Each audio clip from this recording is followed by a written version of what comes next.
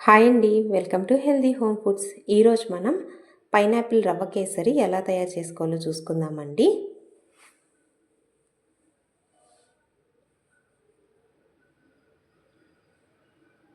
ముందుగా మనం ఒక కప్పు నిండా బొంబాయి రవ్వ తీసుకోవాలి, ఒక కప్పు నిండా బెల్లం తీసుకోవాలి, డ్రై ఫ్రూట్స్, అలాగే ఒక కప్పు పైనాపిల్ జ్యూస్, అలాగే హాఫ్ కప్ పైనాపిల్ ముక్కలు తీసుకోవాలండి, చిన్న పీసెస్గా కట్ చేసుకోవాలి.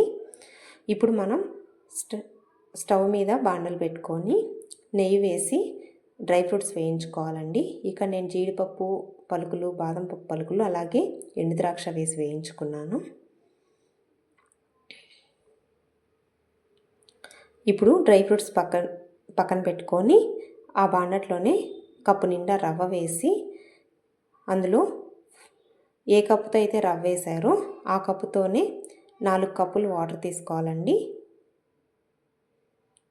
వాటర్ తీసుకొని రవ్వ బాగా ఉడికేంత వరకు ఉడికించుకోవాలి.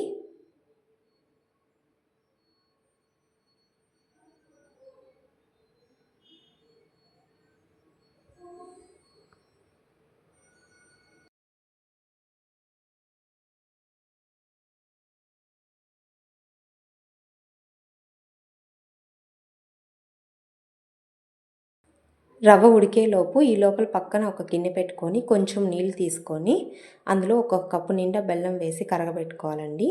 మీరు కనుక తీపి ఎక్కువ తినే పని అయితే 2 కప్పుల వరకు బెల్లం తీసుకోవచ్చు.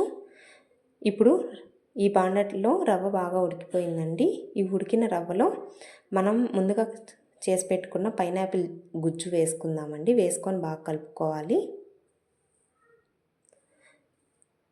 ఇది బాగా కలుపుకున్నాక ఇందులో కరిగిన బెల్లం నీళ్ళని వేసుకొని బాగా కలుపుకోవాలండి.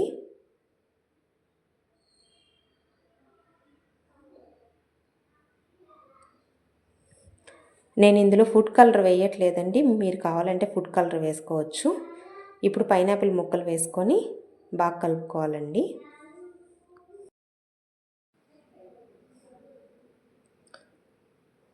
ఇప్పుడు ఇందులో 2 స్పూన్లు నెయ్యి వేసుకొని బాగా కలపెట్టుకొని తర్వాత యాలకుల పొడి వేసి కలుపుకోవాలండి.